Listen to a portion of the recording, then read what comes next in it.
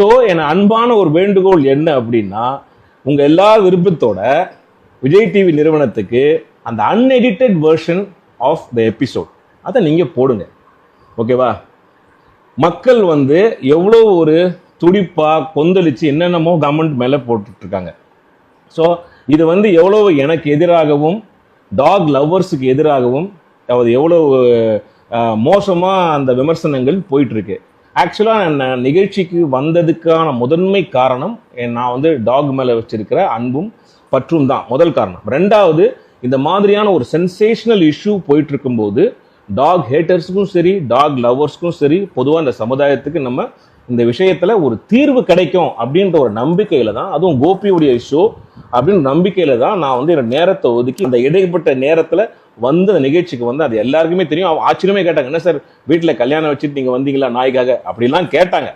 ஆனா எபிசோட் பண்ணும்போது பாத்தீங்களா 9 மணிக்கு மேல வரக்கூடாது அது மட்டும் போட்டாங்க. நல்லா நீங்க பாருங்க, நான் சொல்லியிருக்கிற விஷயம் மூன்று பகுதியாக நான் பேசினது. ஒன்று நாயினுடைய குணம், ரெண்டாவது நம்முடைய பிஹேவியர், மூணாவது அதுக்கான தீர்வு. அந்த தீர்வையும் நம்முடைய பிஹேவியரையும் சொன்னதை அவங்க போடவே இல்லை. 9 மணிக்கு மேல நாய்க்கு தெரியாது நீ நல்லவனா கெட்டவனா அப்படின்னு. அது டெரிட்டரியில மார்க் பண்ணி வச்சிருக்கோம். வந்தா கொலைக்கும் கடிக்கும் புது ஆள் வந்தா அப்படின்றத தான் நாங்க பதிவு பண்ணேன்.